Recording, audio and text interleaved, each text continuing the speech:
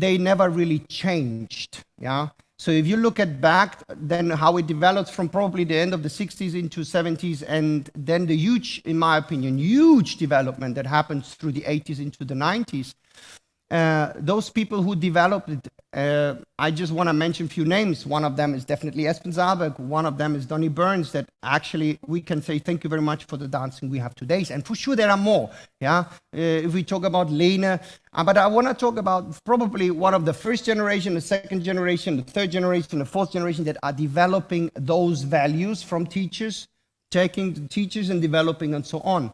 So starting from Peter Maxwell and going to Aspen probably giving it to Hansi giving it to the generation after. So what is important is that that the technique maybe develops throughout the years. Of course, also culture and life is changing, mindset is changing, knowledge is changing, but the values are really taken still from there. And it's not changing anything in terms of where is the origin of what we do. Because at the end, and this is probably, Jack, I think ballroom in that way is exactly the same, because I grew up in ballroom. I grew up with Latin through ballroom principles, because my Latin teacher was mainly a ballroom dancer. So, and she always said Latin and ballroom is exactly the same. And through the years, I understood, actually, in my opinion, of course, the technique, probably how we are moving is a bit different, but in general, the fundamental idea that we have to time our body from foot to music and trying to give a value and a sense between one beat and the other through the body movement that creates a musical melody or a sound, in my opinion, is in every dance form, and especially in Latin and ballroom, exactly the same. So that's a little bit the tradition of that we should not, no matter if I'm talking about that, it's with full respect to where we all come from. This is something very important, but we have to understand that technique needs to develop, because we are going to live in a different world. People have more information, and if we do not use the information through the years from generation to generation, we will stuck like 40 years ago. And in my opinion, this is actually what those people have done. Now we come a little bit into why is then technique so different, yeah? Because if you see the teachers, there's one teacher teaching one part of the technique in his priorities, other people in the other priority. And I realized one thing, and this is a lesson that I learned through my dancing career, actually. You do what you think, as is also what I wrote in the intro. A dancer's mind, what you think is what you do, and what you love is what you develop. What you love is what you develop. And this is something very, very important, because I'm seeing this now more towards the development of a technique. I was thinking about that. When you have someone that loves form, beauty, design, he's taking out of the values that he has been learning from Wally, and actually finding words or translating the technique in the words that he loves the most. So he's trying to find values based on the beauty, the design, and the look. If you have people that probably like more the inner connection, the dynamic, and maybe more to find two bodies being united together as one unit, they probably look at more from a functional point of view. If you have people that are actually more going into partnering from an emotional, from the characterization of man and woman, they probably take out the things they want, yeah? And so on. I mean, some people like physicality and try to show physicality as a product that it looks strong and has a huge muscular presence on the floor. Of course, they are developing the technique on those values. Now, the question is, are they all right or are they all wrong? And the answer is very simple. They are all right and they are all wrong. Yeah, because at the end, there is no right and wrong, in my opinion.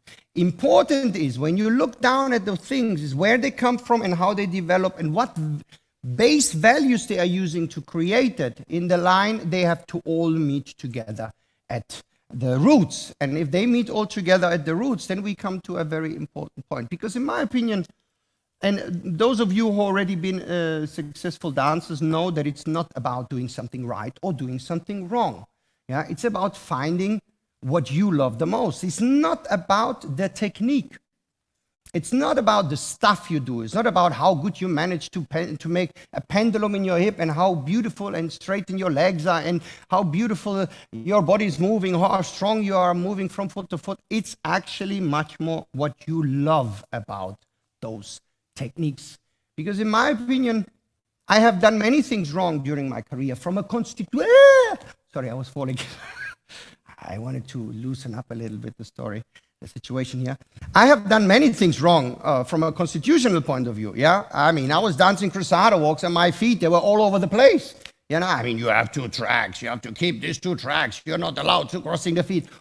Who the fuck cares? I was just walking my body right and left and I felt this music. And you know what was nice? If you look at people's face, they are shining. They go like, oh, wow, because what they see is pure passion and love for the music and for the body. So do you think they go, he doesn't have 2 tracks, doesn't work. Doesn't work, so he needs to make 2 tracks, yeah? Don't understand me wrong. It does not mean that you can cross your feet. It means that you are allowed to break rules, yeah? And this is a little bit to develop. You need to understand, you need to work the foundation, the origin, for let's say 10,000 hours, or let's say 8,000 hours, or 7,500 hours, and probably after 7,500 hours, you come to something that you think, okay, now I start slowly to understand. Because one thing is important, and this is something that I had never a problem with, I was re-questioning everything. Everything I ever heard, the first question, actually there was 2 questions. There was 2 questions. The first question I asked myself is, okay, what does it mean? I mean, okay, you need to rotate. What does it mean? You need to do a pendulum. Okay, what does it mean? Yeah? Because often is we take the word, and usually it is an explanation how a movement has to look like. And because I feel movement more from within, I like to feel things, how they work. The question is, I ask myself, okay, what does it mean? And the other question is, what do I need to do that this is going to happen? So it's much more a way of thinking backwards than on just seeing the paper, you need to do the paper, I do the paper. 100% no. I'm asking myself, how do I get to create those paper? Because if I do understand the origin of it, if I do understand the ingredients that this paper is built on, maybe I'm building a paper that is completely different, based on the same fundamental values. And this is something that I find is very important, that you have to find your own definition of the things. Don't take things for granted. And I'm taking myself into it. So all the things you hear here, yeah, of course, you will 100% hear often different words, yeah, because I do not tell you what I have learned. I'm not repeating the words of my teachers. I'm telling you how I understood those things. I'm telling you how I experienced those things over the years. You know, I'm not talking about something I learned. I'm talking about something I actually danced and experienced. And like this, it became my values and my definition.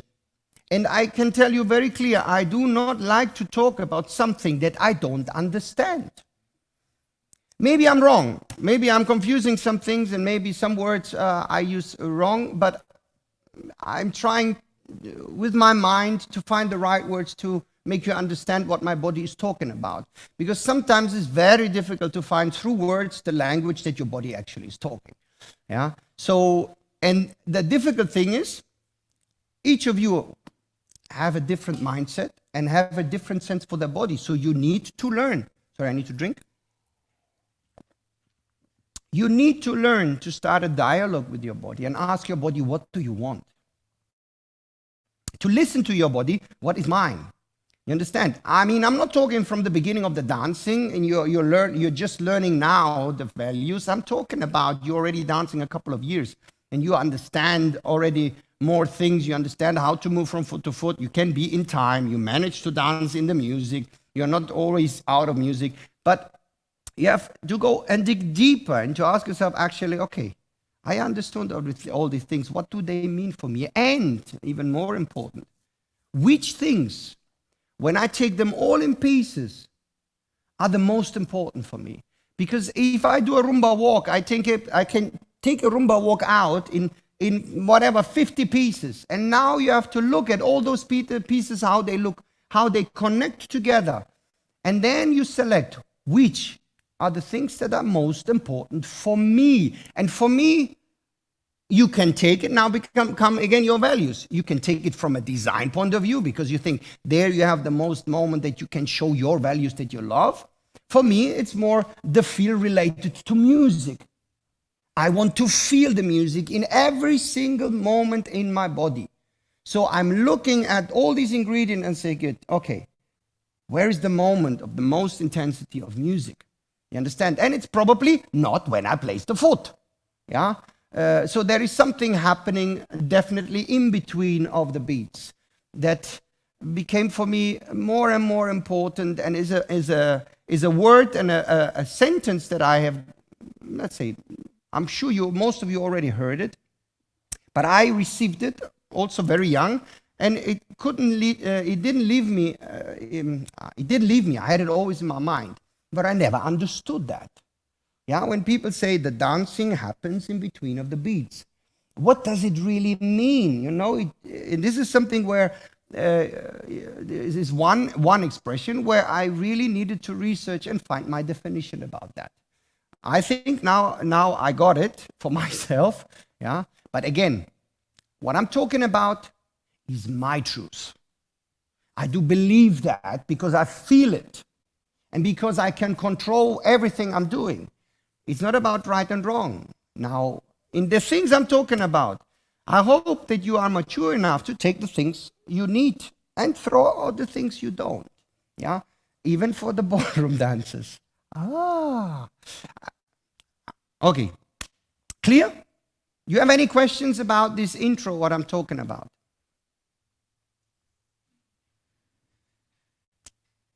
Good.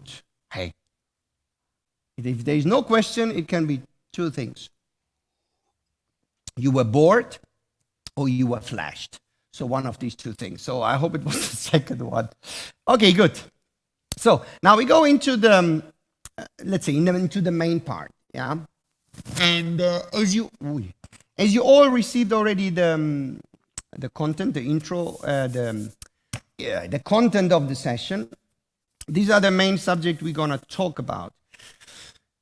I think I'm going to get through all of this because we need a little bit of time for those things. If we don't, we're going to continue in the next session. Yeah. So now, when we start to talk about mechanics, or we start to talk about coordination,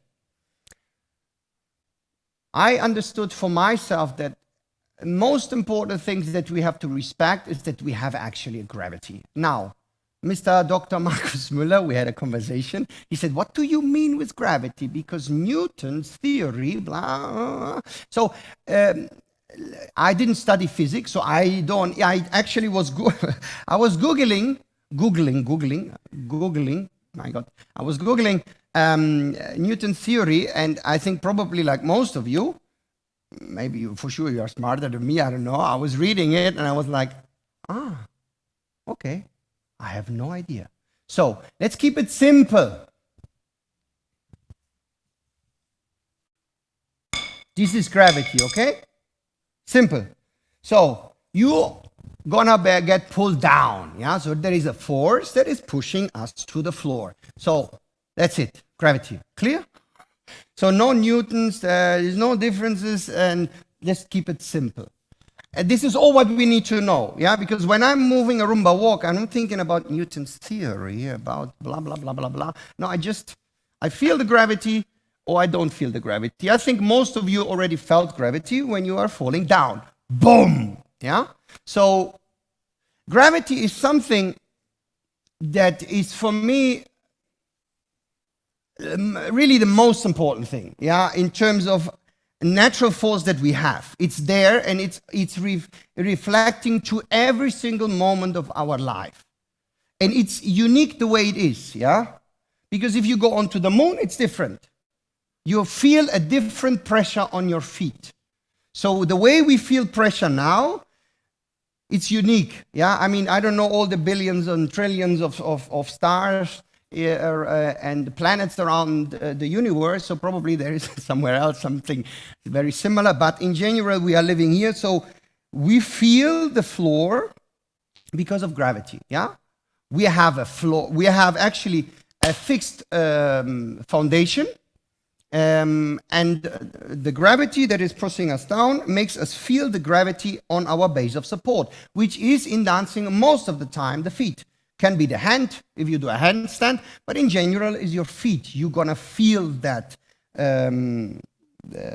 pressure in your feet. And this is important because we have to find, let's say, we have to find a very personal relation to that. Because I cannot tell you how much you have to feel weight because it's different. Yeah, if someone is more heavy and probably gonna feel weight a little bit different. Someone is more light, gonna feel weight a little bit less. Yeah, I don't know. But in general, weight is for me, there is no coordination without understanding. Without understanding weight, without using weight, without feeling weight, without interacting with weight. Now, when I was starting to get into the subject of weight, gravity and weight, I actually come to the point that from my, let's say, theory of coordination, I realized that we have actually 4 different kinds of weight. Yeah, we have common weight, we have increasing weight, we have using weight, and we have free fall that is a little bit different because it's just without floor, yeah, so without static foundation, yeah. So if you're jumping, there is coming a moment of a free fall. Samba has a little bit that sense because the moment that I'm going to catch the step, there is a moment that I'm going to drop into the free fall, yeah. So, but free fall is something that I want to take a little bit out, yeah, because I want to talk more about this interaction with gravity that actually very much influence the way how we are coordinating internally of the body. Then we have common weight. Common weight is what? I mean, I don't know if the word is right, but for myself, I called it common weight because I find that if I stand just like that, like you would stay normal, you wait for the bus, or you have a conversation with your friends, or you're just standing normal, you actually, we can't say you do nothing, because if you would do nothing muscularly, you would just drop. So there is a muscular work inside of your body that is just the necessary muscular work to keep your body straight and always counterbalancing your body. Yeah, but there is no extra work happening. Yeah, now most of you probably are dancing. Yeah, and if you are going on Blackpool onto the floor or international, and you see this crowd and you see this huge floor, and probably you're going with common weight on the floor, probably you're gonna disappear. Yeah, so common weight is something that there is no extra work being done. It's just the work being done that you need to keep your posture. Yeah, the moment on we are going to be watched, the moment we are going to go in front of audience, there has to be extra work being done, that there is actually your body starts to create more work against and with gravity. Yeah, we're gonna go a little bit deeper into that. Yeah, because this is using an increasing weight. But this is what you want you to understand. It's important that chillness that you have on a normal body posture is something we don't have in dancing. You never stand like that. Even if you stand still, there is always that sense of there is more work than usual. Yeah, you would never walk like this on a street. I mean, some people do. Yeah, I know some people, they walk into the hotel reception. Hello, I'd like to have a room. Yeah, I think they're gonna look a bit stupid, yeah. But there are people, they're actually performing every single moment, yeah. So they probably go even, no, I'm not saying this, but probably they go to toilet even like that and go like, hey toilet, I'm going to make a big shit on you, yeah. I don't know, but probably they gotta completely, yes. Now this is not what we're going. Common weight is not something that we have in our, or we should not think about at all, yeah. Now we come to the two most important, yeah. And in my opinion, everything is about these two, and this is increasing and using weight, yeah. Increasing weight and using weight are very simple said. Increasing means there is more work towards the foot, so you are pushing into the floor, and then there is using weight that you are pushing out of the floor, yeah. These are the two most important things that actually every coordination that we do is about the interaction of these two things, yeah. We're gonna go now deep in that, because the problem with using weight and increasing weight that they overlap and happen at the same time. And this is what makes coordination in one way very fluid, and another way very difficult, because we have to understand where do we do what when, yeah. Because if we are moving too much into an increasing weight, we're gonna block, yeah.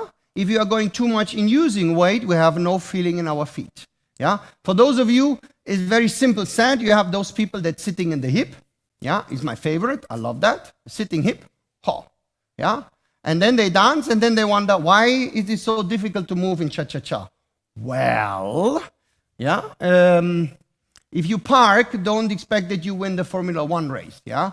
So, but this is what you see very often, that sitting in the hip is extremely about increasing weight from your pelvis area, or from your, from your hip area. I want to make this right, because I want to explain you the difference about this. And then you have those people, yeah, that are a lot using weight. They look very balletic, yeah? And then what happens?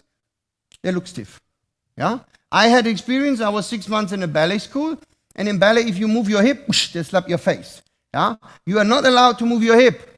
I remember I was here, and they say, hey, Mr. Latin, don't move your hip. So, and I was doing this, and she wasn't slapping me, but I felt like a slap in the face when she was talking to me. So, this is, but exactly from that time when I was in the ballet school, something made in my mind, boom, yeah? Because there is something about that, what I understood and what I felt, that was amazing. Ballet gives you that length that is unbelievable, and the strength, and in another way, the feeling of the floor is completely different.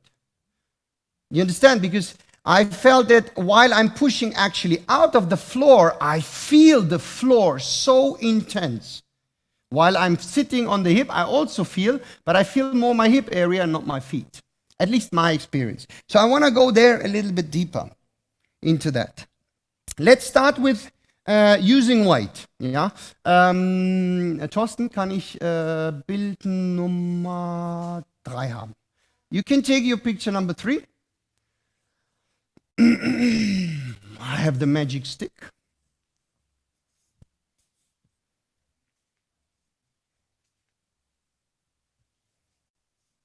Drei?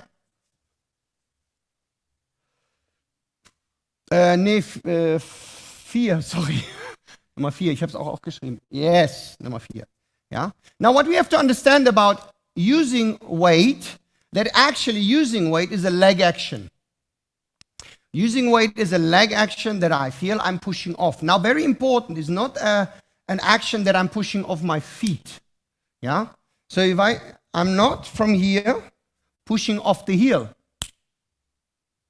Yeah? So what is important, that actually I feel that my heel is pushing to the floor. Now, I mean, if you want, I would love this. If you could, each of you, if you can, stand up. Yeah? I would like you to put your hand on the side of your leg. Here. In that area. Yeah? So now what we do, I would like you to feel or try to push your heel down Yeah, your knee is going back, and at the same time you feel that the side of your muscle is like a spiral, spiraling up into the area where is the sit bone. Everyone knows what is the sit bone? Kann ich mal ganz kurz Bild Nummer 3 haben? This is sit bone. 1 and 2. Ja, danke. Vielleicht wieder Nummer 4. Ja. So that leg action, yeah, I'm pressing the heel down, my knee go back, and the side of my leg is like a spiral twisting towards the back of my bum. Whoop. So what you must feel is that it's not that you are actually cramping your bum, so you're not clenching that, I don't know if this is the right word, but the power is coming from pushing off the floor, the heel pushing into the floor, the leg pushing off the floor. So there is creating a diagonal line. And that side of my leg is twisting towards the back. So I do it sideways, yeah, from here. So I'm pushing, and that is spiraling underneath. Where is my sit bone? Whoop. So this. Now what I feel like like two directions are pulling against each other. So I have a long leg. I don't have a short leg and a short hip. I have a long leg that I'm pushing. Now, can you do one other thing? Can you take your fist and can you hit at your groin? So what you must feel is that the groin is like stone. It's really, really hard. It's not wobbling around. So you are pushing with the heel down, the leg go back, and you push through that spiraling of your leg away from the floor. Yeah?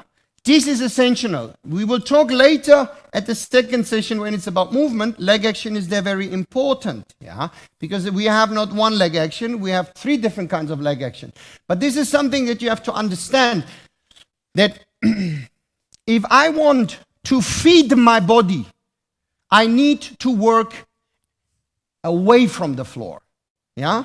And this is something that is also when you're normally walking, which doesn't fit now here, but certainly I want to say something to you. If I walk, I'm walking not with gravity. I'm walking against gravity. Yeah? So I'm pushing out of the floor while I'm walking. So every time I want to move off the foot, this muscle is pushing, is pushing, is pushing. So all the time I feel this is rolling. Now, this is important that you feel, and you can, when you practice or you try this, try to feel, please, as long as possible, that the heel is staying down. Don't lift the heel up. Yeah? I go a little bit back. Because I would like you to feel that this side muscle is responsible to push, push, push, push, push, push, push. And you feel, of course, then there's a moment you're going to go forward. Yeah, but I'm not going to go deeper into that. So this is the start of using weight. Yeah, it will then connect later into the lower stomach, into the rib cage area, and go later into that yellow area. But this we're gonna do later. Important is that you understand that if we talk about using weight, it always has something to do that my leg is pushing up. Yeah, clear? Now. And actually, I would like you to try one more thing. Yeah, I would like you to put, while you do this, I would like you to do this. You do the same story we talked about. You are pushing the heel down, the knee go back, and your leg is pushing up. Now, what you do next is put your hand, pelvis bone, exactly in the middle between one pelvis bone and the other pelvis bone. I call it lower stomach. Yeah, and the other hand you put on your lower back. I have a microphone there, so now it feels a little bit weird. But now what you do is now, while you're pushing up against and pushing off the gravity, what happens is that spiraling into my sit bone goes exactly into my lower stomach. So what happens? I'm really sorry, I have no six-pack anymore. Yeah, it's gone. It's gone. It's over. Since I have my 3rd child, it's over. Yeah? So I'm really sorry. But you know what is good? I still have inside muscles, so you don't see them. They are covered with something very beautiful.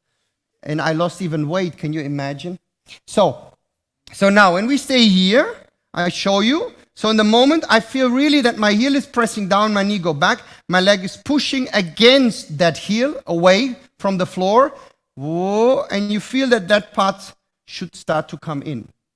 Very important. Do not go back. It's very important that that using weight goes into that lower stomach, which is actually the red point.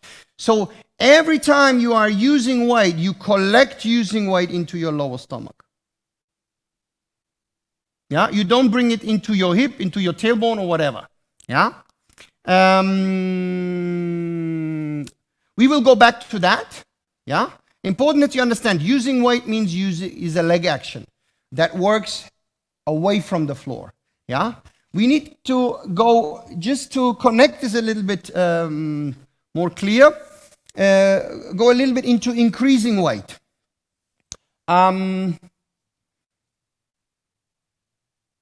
Yes, I'm just thinking if I want to have another graphic. No, not yet. So, going in increasing weight, this is something in our dancing is very popular, yeah? Move into the floor, you need to ground yourself. I need to have, you want to see the hip, I want to see the bone. Only when it hurts, it's good. I mean, I heard these things many times, yeah? I don't know how long you want to dance. Yeah, but you have to think you have a life after your dancing as well. Yeah, you should consider that. And usually, problems start after you stop dancing when you're around 40, 45. Then you start to gonna have knee problems, hip problems, back problems, and feet problems, and whatever. All the problems. Why?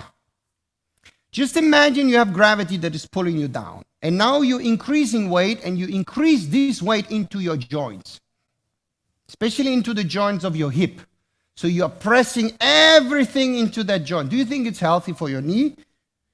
Then your foot goes a little bit outside. Your knee has to compensate to the outside of your knee. Then your hip is completely off. Your spine is completely broken because the pelvis is completely tilted. I don't know.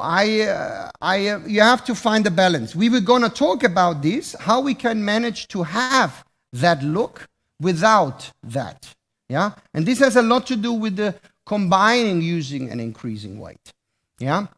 So if we go into increasing weight, one already I was mentioning is, of course, my feet and my heel, that I feel that I keep that on the floor, yeah? My feet are really pushing down. Yeah, I don't push away from the floor. So one body part very responsible for increasing weight is my feet and also the relation of heel. I mean, how many of you have already taught? I'm saying teaching. I don't think you do that. But how many times you have taught kids and doing samba and they actually never lowered the heel? Yeah. So now, of course, all the joints are completely blocked, yeah? So in samba it's important that you actually, the heel is meeting the floor, that I feel I'm pushing off that whole foot, and I feel the heel is related to the floor. We're gonna go definitely into that later, yeah? Now we're gonna go to the, probably for our dancing industry, the most important, pelvis, yeah? Of course, there is something about my joint or my pelvis area about increasing weight. Yeah? Otherwise, we wouldn't have this moment that we are dancing into the floor, into the floor, into the floor, and have that sense that the. Wieso ist das jetzt so? Ich sehe hier was. One moment. Now there was on the screen about the lighting something. I don't see you all anymore. Yeah. So the pelvis area is something very, very important. Yeah. Now,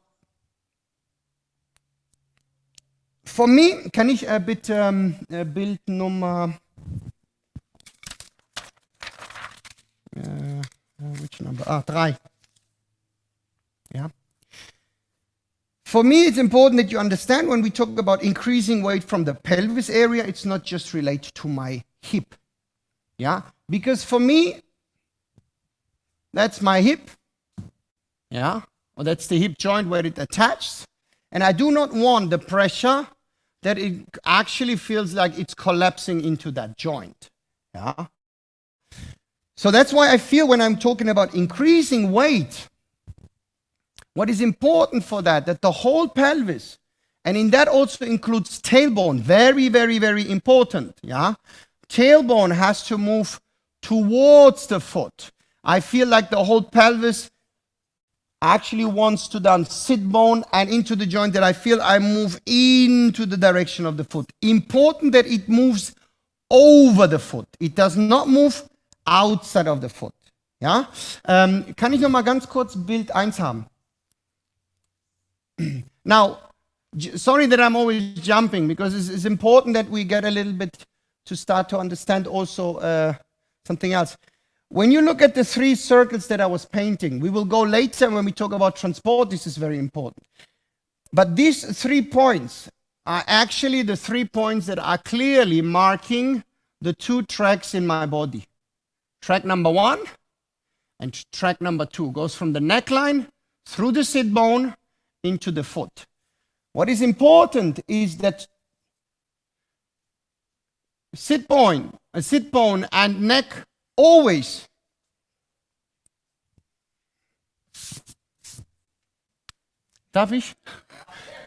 they always have to move together. They not get disturbed.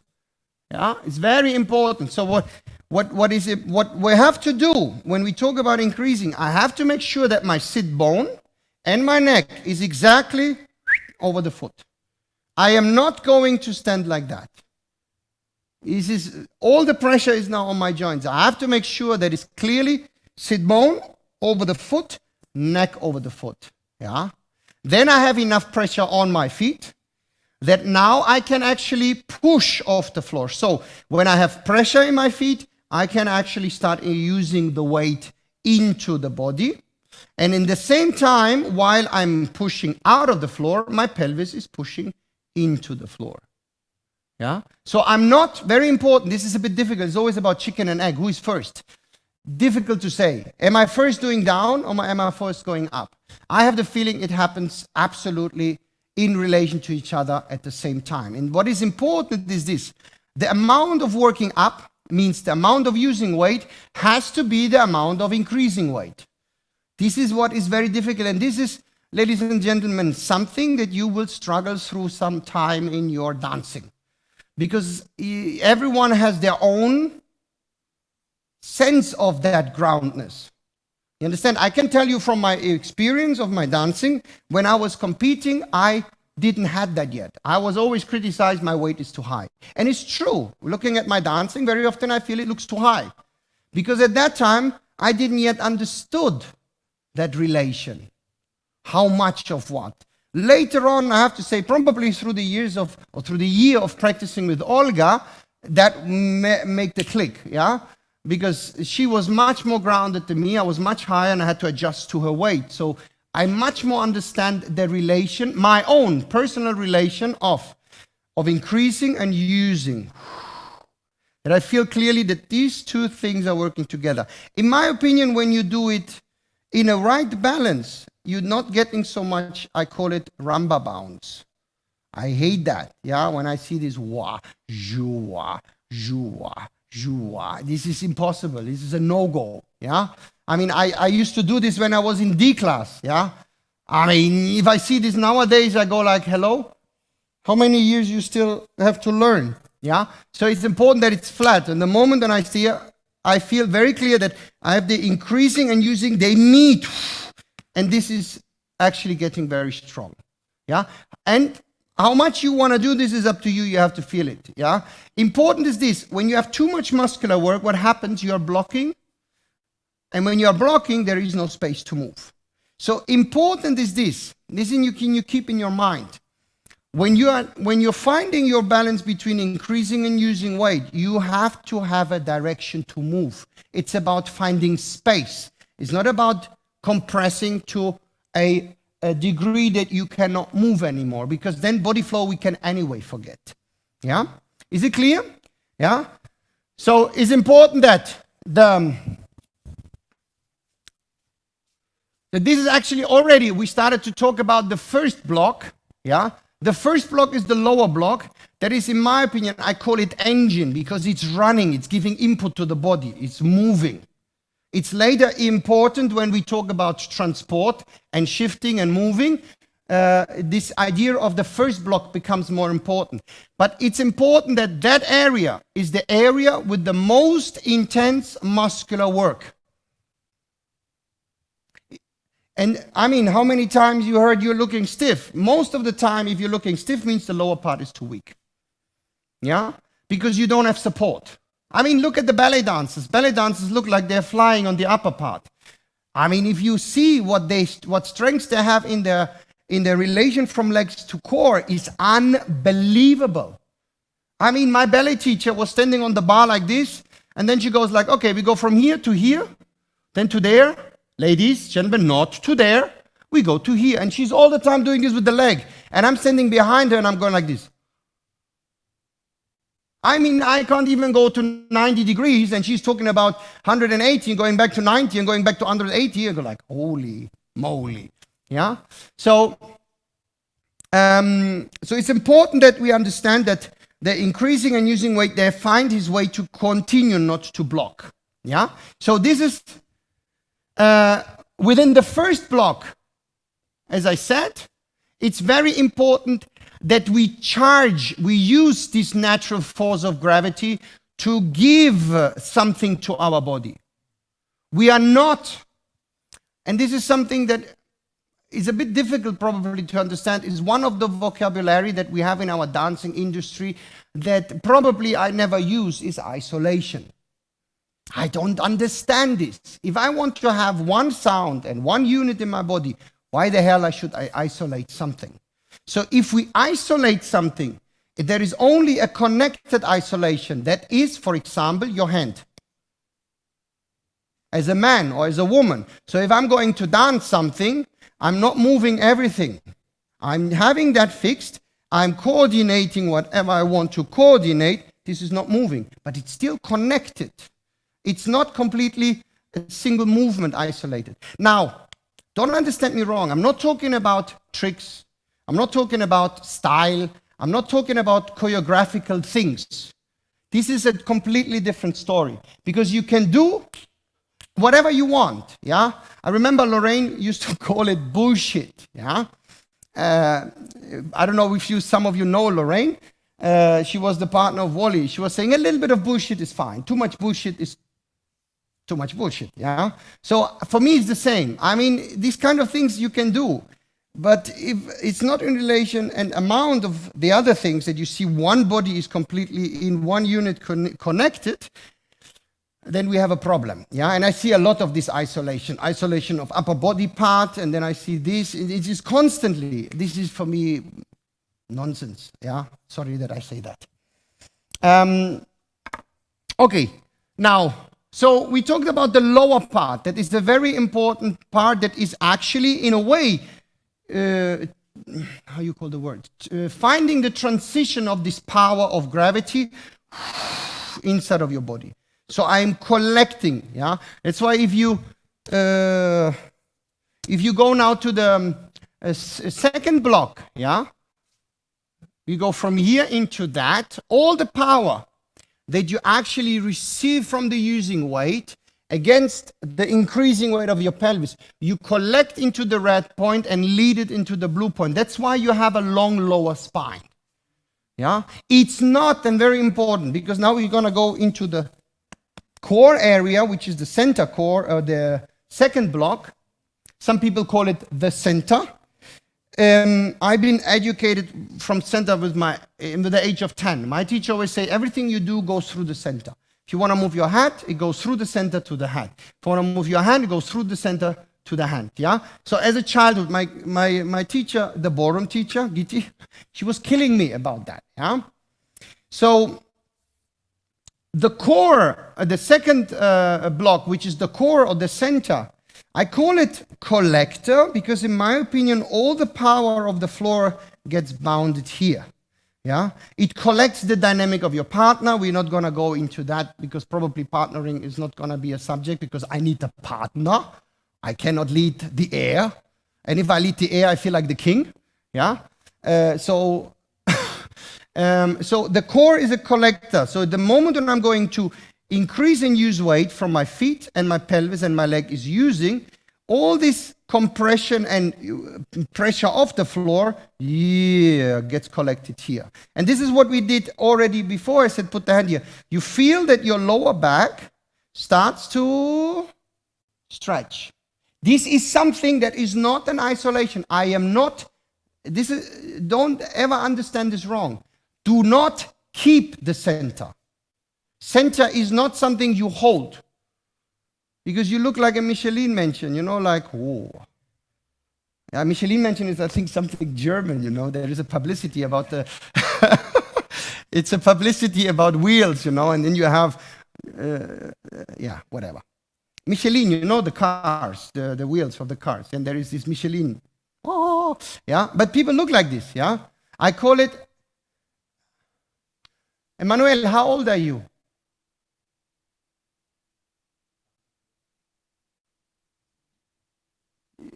Kannst du Emmanuel mal kurz anrufen? Emmanuel, just say with the hands. Yes, you have only Emmanuel here, one. How old are you? I just turned 16. Ah, shit.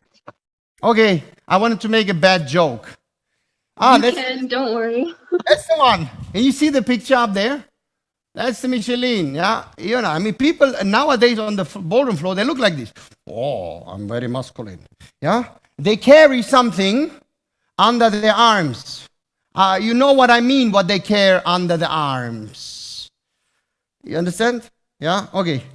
Emmanuel, you didn't get it, right? I'm sorry. I have to make sometimes jokes. Yeah? So it's important that whatever you do in the core, it is one-to-one connected with the work of using weight. It's one sound. It's like you do same movement. It's not less, it's not more. I don't make already I feel strange, yeah? I can really give you an advice. Try to sing. Put yourself a tone, and feel you do. Is a pressure and a using. So you have increasing and using weight. And you should feel how the sound goes through your leg, goes through the collecting point, the core, and through your lower spine. At the same time, you feel the hip is still, or the pelvis is increasing, the leg is using. You can go even more intense. But you keep on moving in the whole duration of the sound. You're not stopping. There is no stop. Every movement you do is always continuing. Yeah? Why? Because Franco said it. I'm joking. No. Because of music, my friends. Music never stops. And if you stop work, if you stop using and increasing weight, there is no music in the body. That's the foundation. So if I go and start with this lower block to feed the core, to collect, I'm increasing and using weight. This is the origin of the body flow. Clear? This is something very, very, very important. If you do not understand that, we can switch off. And we can actually forget. Because if you're not using and increasing weight through the lower part into the core, it's over. We can go into moving body parts. Okay, I'm drinking something and I'm asking you a question. But not I'm asking a question. Do you have a question?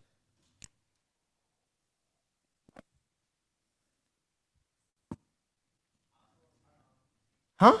Yes, Arthur and Anna. Hello, Franco, can you hear me? Yes, I can. I can hear you in the studio. Yes, I can hear you.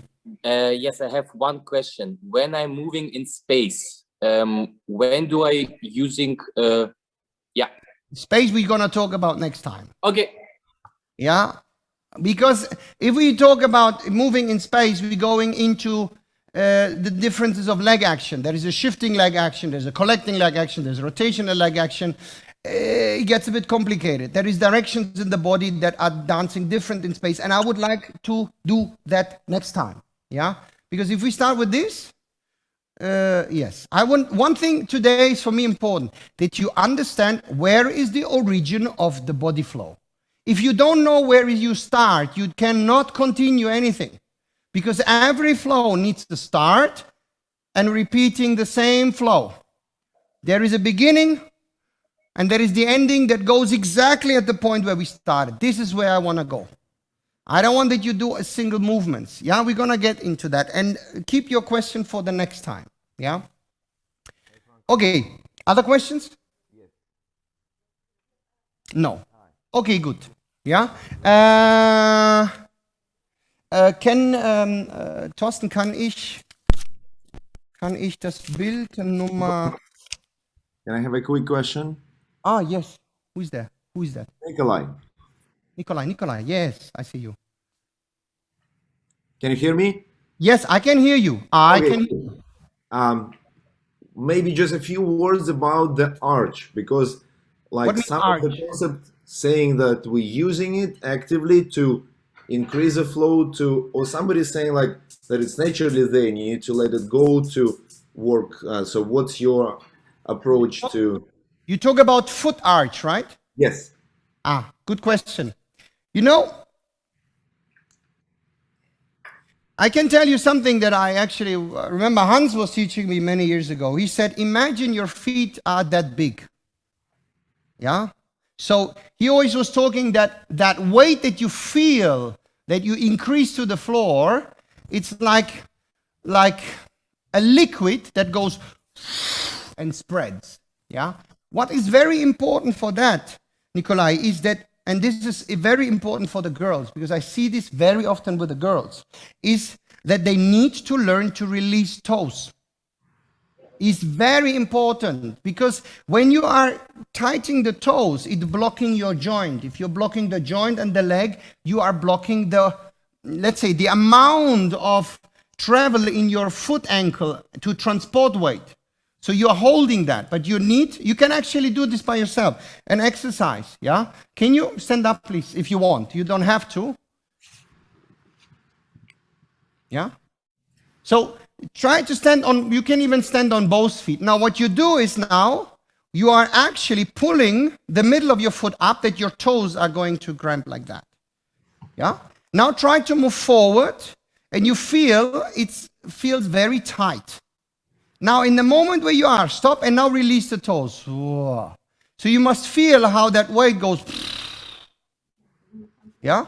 We're going to go into that definitely when we transport weight, but what is important to try this, that you actually, when you stay over the foot, you're lifting up your toes while you're increasing and using weight. So what happens is actually you find exactly where the sit bone has to be. And for me, the placement of your sit bone has to be between the first and the second joint of your foot. Yeah? So I mean, I'm not a monkey, so I don't have this thumb. Just think it away. So this is the first joint and the second joint. My sit bone should be exactly between these 2 feet apart. Do you understand? I don't have a picture of a foot. But you can see actually at the line there, well, their feet are a little bit turned out, which you shouldn't. But do you understand what I mean? Yes. First joint, second joint. Here. This is where I feel, exactly. This is where I feel where my sit bone is now. When you stand there, try to lift your toes and try to move your toes. Yeah, don't understand me wrong. It doesn't mean you are dancing with the toes up. This is not what I mean. But it's to understand the range of your place over the foot, you need to learn to release the toes, especially for the girls. Otherwise, they always will feel too much in front. And then it feels everything blocked. I know it's difficult for the girls with a high heel. I never danced on high heels, but I can't change it, ladies. You need to learn this. Yeah, and what helped me always is if the other people could do it, I also can do it. Yeah, so it's not impossible. There are amazing women out there that manage this. Is it clear about the feet? Yeah, this is important that you feel that this increasing of weight has. Later on, when we talk about balance and the offset and the range of your balance over the feet, this is essential. Because if you cannot release the feet, you have much, much less range of transport. Yeah, which we're going to talk later about that. Okay. Sorry, Franco. Yeah. Who's Sorry, this? could I just ask a quick question? Yes. Is it from this red dot that you feel the increase of the weight downwards? Again, I didn't understand. There was a problem. Is it from this red dot that you feel that the increase of the pelvic goes downwards? No. It's a very, very good question. Just imagine your pelvis and you have the core. So you feel actually, if you put the hand here, you feel actually that the pelvis goes down, but this point go up. You understand? You not feel that this is lowering. I feel that the whole pelvis area is lowering, but this part is going up. So I have inside my pelvis, feeling-wise, the core go up, the pelvis and the tailbone going down. So like this, what happens, you have a little tilt of your pelvis. Yeah, so if I stay here, I don't know if you see this, you have the feeling that this is lifting and this is lowering. So your pelvis area, the bone of the pelvis is lowering, but muscularly inside, this is lifting. Is it clear? Yeah, clear. Thank you, Franco. Actually, you have to imagine that within the core, it feels like the picture I always had is like the picture of a fountain. You understand? So I feel from the core into the blue point, from red to blue. I feel it's like a fountain that is lifting. Yeah? You can see actually, which later on when we talk about, we go into this area here. Can you see? Yes. Can. Yeah. So you can see very clear that from the red point, yeah, there is a point that actually is lifting to the blue point, constantly going through that. Yeah. And then there is a diversion. It goes from that point into the side. That is very important. When you look at the yellow point here, yeah, it's like a circle and something round. It's a bit difficult to paint it. This means this is when your ribs are going down. Yeah, there is which actually is the second part of the increasing of weight. Yeah, but the fountain goes in here, and then it's always a vertical collection. It collects vertical, and then there is a moment it diverts right or it diverts left. Clear? Now, completing a little bit the second block and completing also the connecting it a little bit with the increasing of weight. So we talked about pelvis. This is very important to actually get this compression and the work in and to gravity to get stability in the lower part. This is very important. That happens in the first block. In the second block, you collect, and it's important that the diversion. And the diversion includes the second part of, or the third body part that increases weight. Because if we see it like this, you can say that you have your feet and your pelvis in the first block increasing weight. In the second block, which is the core, you have the ribs, which we're gonna go a little bit now. And in the third block, you have your shoulder plates that are increasing weight, yeah? So you have feet, pelvis, rib, and shoulder plate responsible to increase weight, yeah? Now, increasing the ribs is something that is also in our dancing industry very, very visually very important, but people often talk about free sides. Yeah, you see very often people say the free side is moving forward, the free side is moving forward, which is not wrong in a way, because this is actually what you see. Yeah, but actually what is important is, first of all, we need first to find that the moment I'm actually releasing first collecting, yeah, so I'm getting my lower spine stretched, yeah, my center is receive the direction from the floor.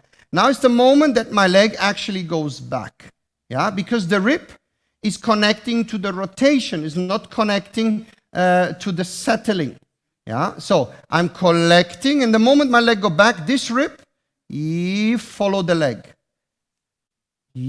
Follow the leg. It's not going down, yeah. So as you see from the fountain, I'm first lifting up, create a lot of space in my core, yeah? And then the moment my leg go back, it takes red and blue back with the leg, woo, woo, and takes my rib underneath my armpit, and lowers over the foot to increase the weight.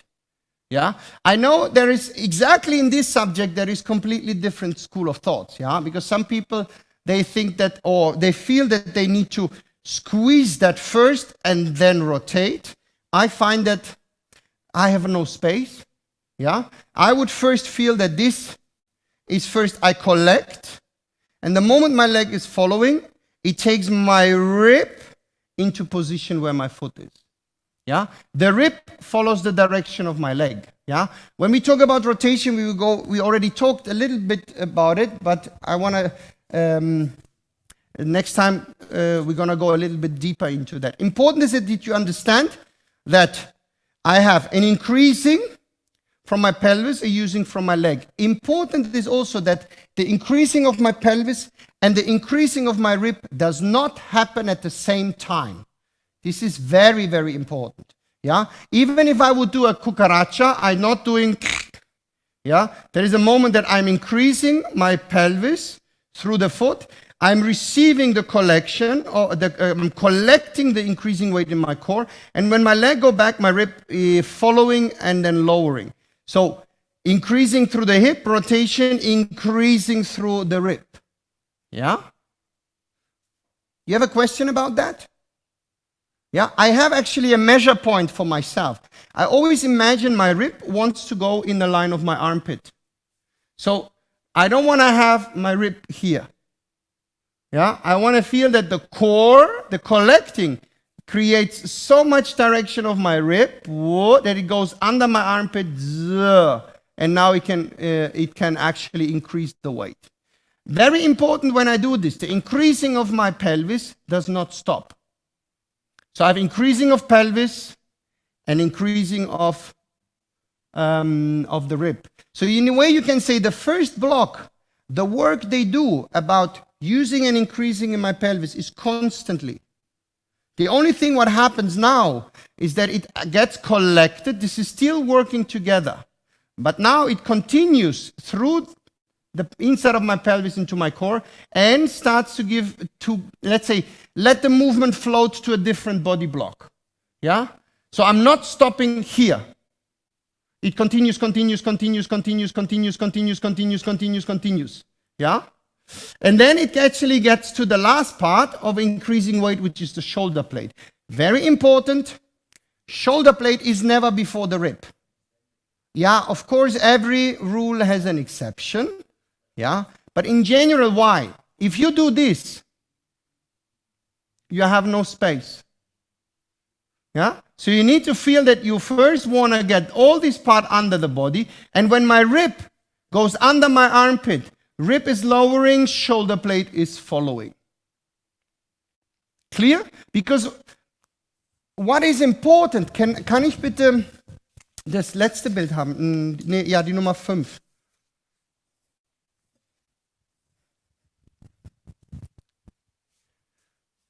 Can you take picture number 5? Yeah. I already showed you, I think you can see that there is a black line of my pelvis increasing weight, a black line of my rib increasing weight, and a black line of my shoulder blade increasing weight. Yeah. Now, what is important that of course, it's a bit difficult to paint because in a way I need to dive into my body to find the direction, but it's actually that the leg action finds its way into my pelvis through the red point, and now what is important?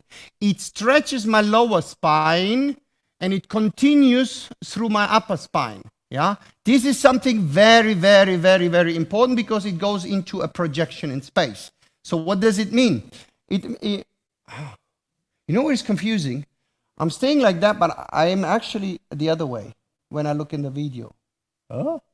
It's like Franco is standing here. Ist mir gerade erst aufgefallen, dass ich spiegelverkehrt hier stehe. Yeah. So what? It's difficult. I have to find the right angle to get it. Yeah. So now look, first you look, and then I would like you to try. So what you have to pay attention is this. The moment when I'm increasing weight with my shoulder plate, now the shoulder plate should never be in one line with the hip, and my lower back is in front. You should always feel this part is filled, because when I actually collect it to my core and stretch my lower spine, it continues stretching through my upper spine, as you said, diagonally forward. Now, while it stretches in that area, this is the moment my shoulder plate starts to increase. So you have direction of the spine, increasing of the shoulder plate.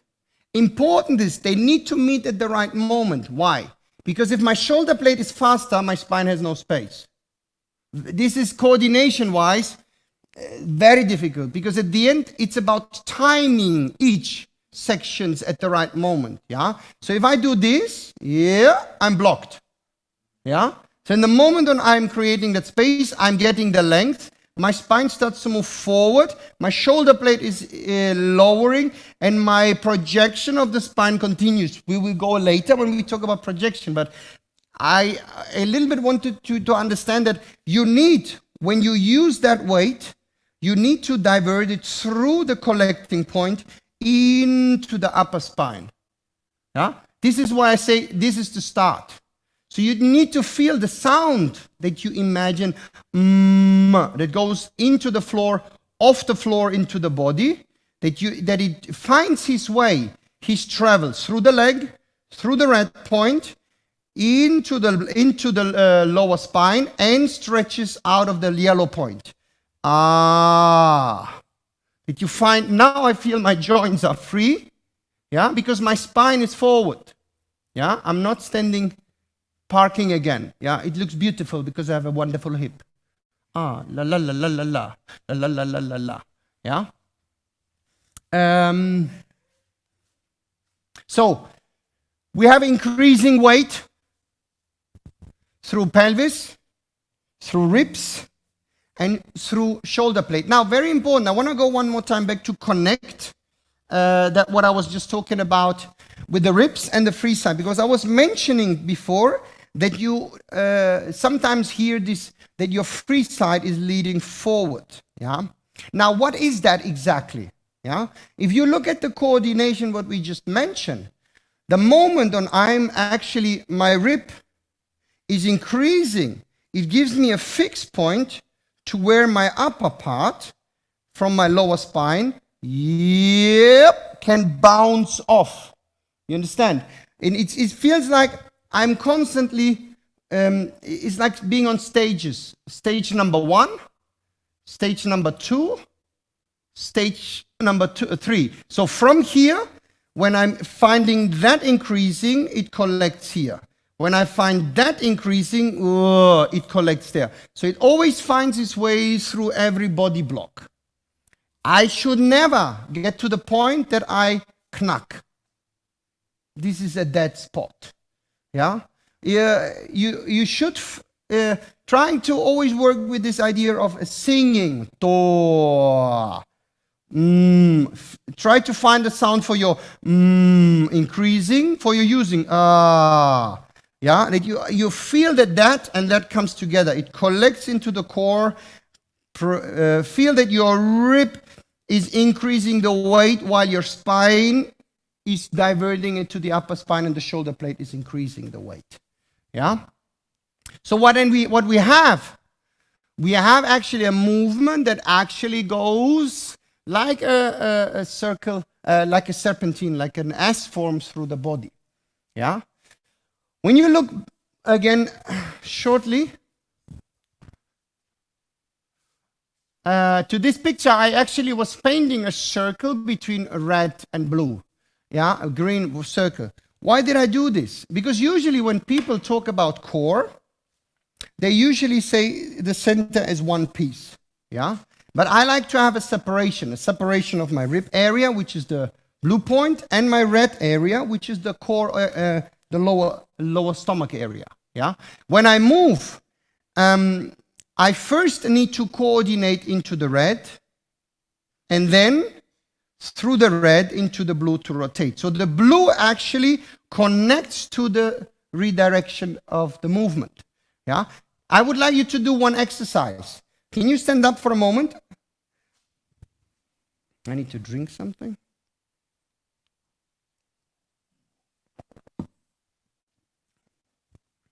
I would like you to put, again, one hand on the red point and one hand on the yellow point.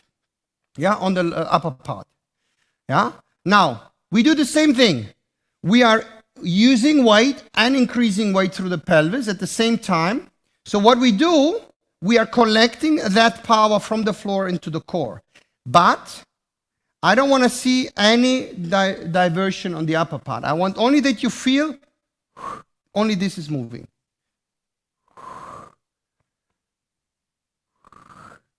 There is a little bit of weight transport, but I don't want that you're starting to open the chest, that you're starting to redirect the shoulders, that there is a clearly, first, you coordinate into the red, and then from the red, yeah, it continues through the blue into the rib. Yeah? That you find 1, 2. 1, 2. Yeah?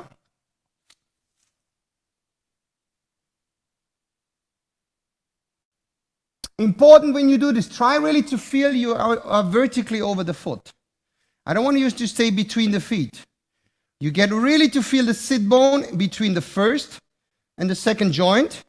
You feel the pressure now, you increase through your pelvis and you use through the leg. You collect through the core, red point first. Don't feel so much any diversion or disturption in the upper part. You really concentrate bounding that first work in the core. And then you're continuing from red into blue to coordinate the rib. Yeah? Pay attention. Your shoulders do not tilt. I want to keep them to feel, I move. Now when my shoulder blade is releasing, very late, I have a little shoulder release. Yeah? That you're not getting too early into that. Yeah, you collect, boom,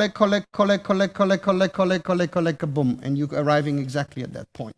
You must feel, yeah, when you are together, you must feel that this lower back starts to open up. Yeah, you must feel that you actually starts to, this starts to talk. Yeah, not so much, and my spine is already so much projecting. Yeah, let me see if you want to do that.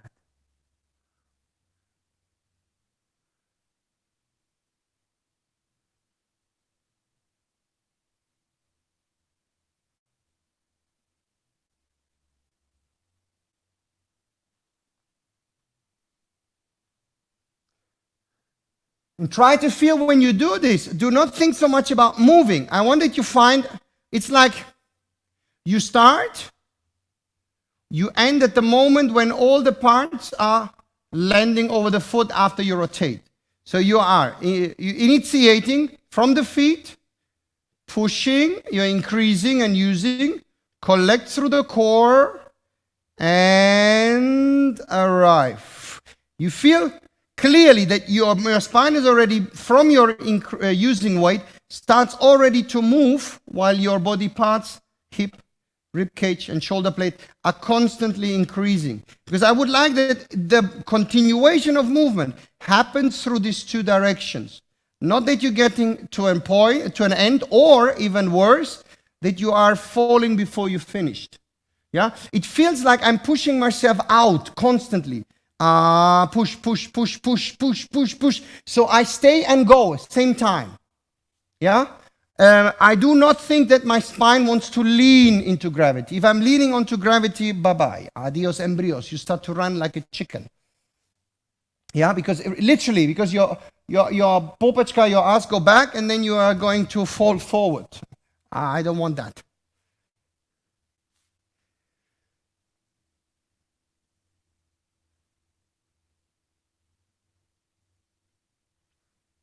Okay. Can can I have a question? Do you have? Can I have a question? Do you have any questions?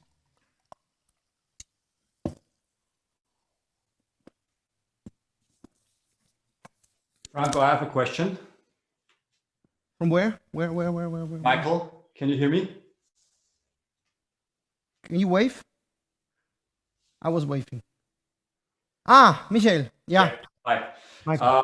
Is there any relation to the pelvic floor? Do you start also using your pelvic floor when you're pushing down? Is there like an impulse muscle, something like this? It's very interesting, Michael. As I said before, I do not talk about things that I don't know. Yeah. So I heard, of course, something about pelvic floor. Yeah, and I know that there is muscles about that, but it's not primarily that I would say they initiate, because I feel when this is initiating, I'm blocking my ass or my bum. Yeah, of course, in the moment when I'm activating the leg, there is something in between of my legs happening that is rising. But honestly, Michel, I cannot tell you if it's the pelvic floor or not. Yeah, but actually, I can tell you one thing. I feel at the moment when it starts that, let's say, in between of these legs, what happens, there is a very strong squeezing together. So you can actually put a stick between my legs and I'm going to hold it. So much power is there. If this is pelvic floor for you, yes. But if you say, is there an initiation that kind of I'm starting from there? No, this is what I don't feel. Yeah. If you feel that it starts for you here, it's fine. I feel it starts from my relation of using weight and pushing off the floor. It goes through that point, but I cannot tell you if it's the pelvic floor or not. Honest answer. It's the same layer like the foot. So for me, it works together somehow. Like the foot is working and the pelvic floor is working together. So but actually, Michel, you exactly get a bit to the point that what is first is difficult to say. And it's the same thing with increasing and using weight.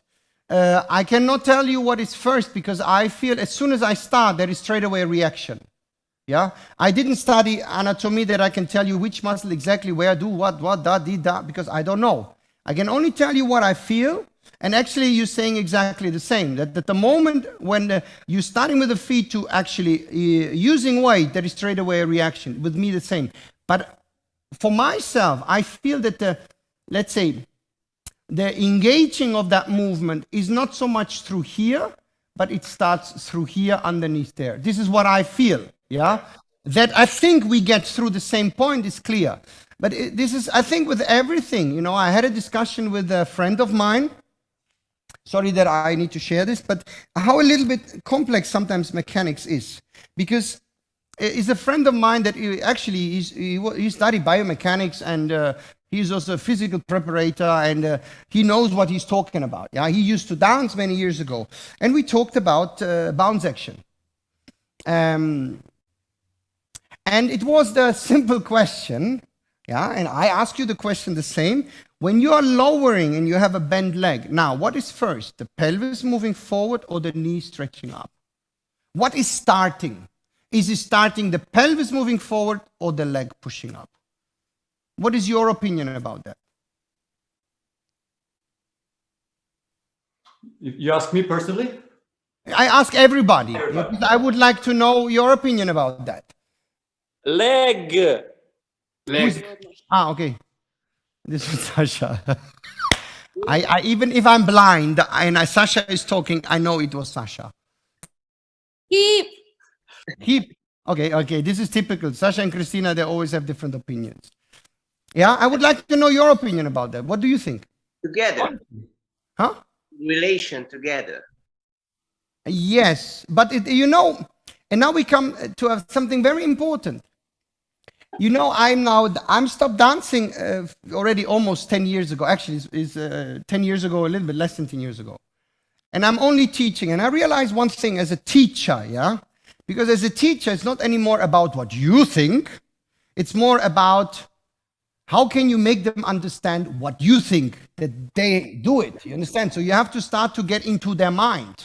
Yeah? And I realized one thing. And that's why in the beginning of my teaching, as a young teacher, my teachers, they were just killing themselves, yeah? Because they multiply every information I give them by 10.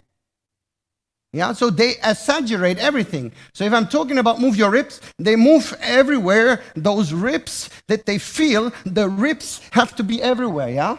So they're exaggerating usually everything. So what you think is very important to the end product, yeah? So if I tell you I want you to do the pendulum action, what are you doing? You do as much as pendulum as you probably can, yeah? So you are doing that pendulum action that it looks like. Yes. Do you understand what I mean?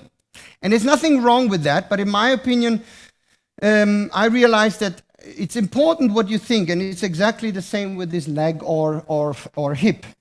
Yeah. For me, it's definitely leg. Yeah. Why? Very simple.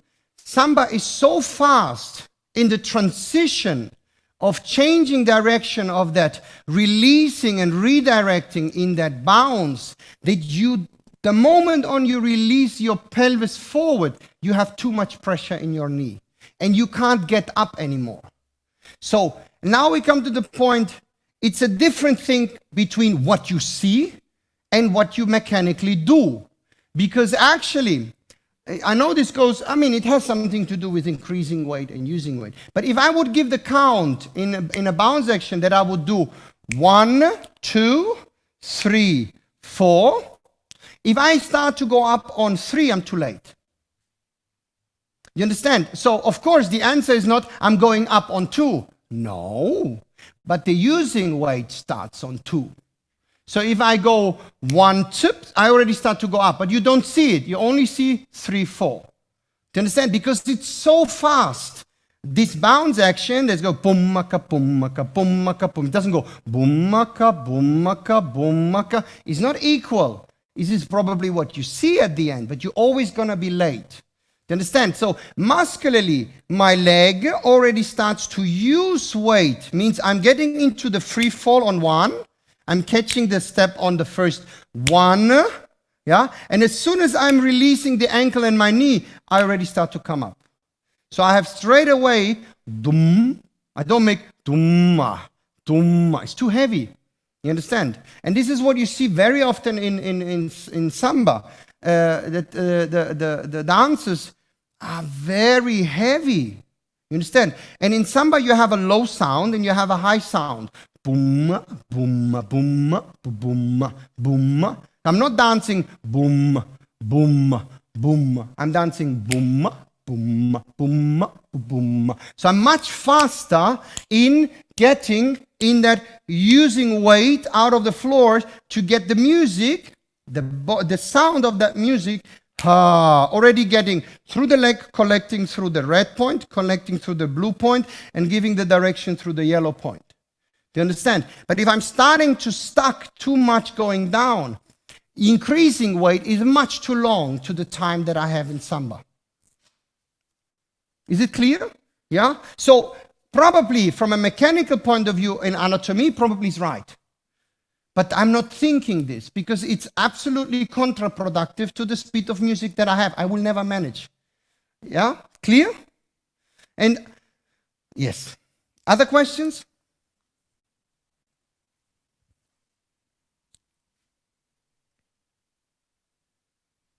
Good. Yeah? So we talked about the relation of leg to core. We talked about the relation of core to upper spine. Yeah? So now we go a little bit into the subject of posture. Yeah? Especially now, not posture as a general thing, but posture related to what we talk about. Yeah? Because very often postures is also a fixed point. Yeah, you need to keep your spine straight. You need to close your ribs. You need to close your back. Yeah, so it gets a little bit very much a static thing. Yeah, it's very static that I stand straight. Or passo doble, you need to bring your pelvis forward. Yeah, so you get to passo position. Yeah, in jive, your weight is more forward. Yeah, so you need to bring your spine forward. all this is a little bit, in my opinion, sometimes a bit confusing. That we agree a little, I think we agree that a posture has a projection forward. I think this is what we agree, that we are not standing completely straight, but that we have a projection forward. Yeah. So when we talked about that, I want you to understand that a posture has a lot to do with the projection of the stretching of your lower spine into the upper spine. Yeah. So if you see, for example, your students standing not right, don't trying to just change them on the upper part.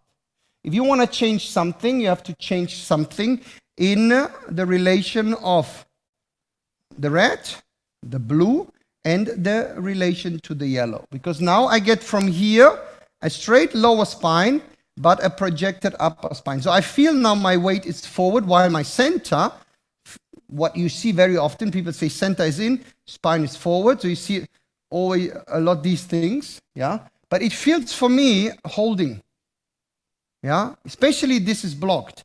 So it's not that I feel I'm dancing through that sound I'm talking about, or through the using weight, collecting through the center, and when it goes through red in blue, I find this direction being created here, not here. Can you see? I mean, I don't know if in the internet you can see the difference, yeah? But once is really that, yeah, I feel that it's kind of, how to say, it is creating a posture, is not getting into a posture. Yeah, I'm not having a posture. I'm creating a posture through the same foundation. Doesn't matter if I want to move, it doesn't matter what I want to do. I'm always trying, in a way, to allow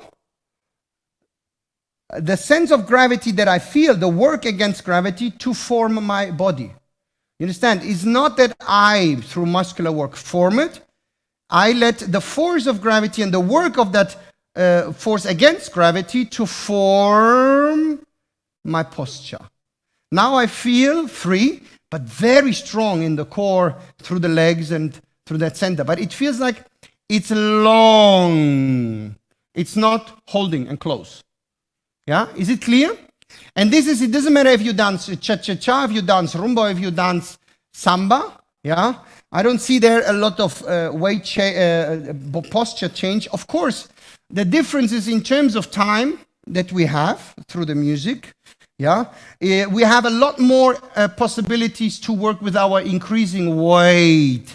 That's why usually they say rumba is a lot more grounded than cha-cha-cha. But it doesn't mean that cha-cha-cha just goes over the feet. Cha-cha-cha has the same thing that I feel actually when I catch this, that I have straight away increasing and using weight. Wokipa, yeah? And the same if I would move, this is my posture in cha-cha-cha. When I start, and in rumba I would probably have a little bit more moment into increasing weight. But you see, it's still in relation to how much do I go down to how much do I go up. It's not just I go down or I go up. Because very often I find a bit too much, okay, cha-cha in the center is higher, that your legs are free, yeah? And rumba is lower in the hip. It's for me, you're going from black to white, yeah? Of course, the worst thing is when you're trying, I remember Peter Maxwell used to call it the rumbarization of all dances. I love that expression. And in my opinion, very popular nowadays. Yeah, I had a shocking moment, honestly. I watched one competition. No, I didn't watch a competition. Actually, I watched on social media. You know, people posting sometimes stuff, and there is a couple posting something, a rumba, and I go like, "Wow, that looks nice." I mean, there is the flow, and you see these long legs, and the girl looks beautiful, and the man, wow, all beautiful flow of movement. Yeah, in overall. I said, the look is nice. And then I saw the samba and the cha-cha-cha, and I was like, oh.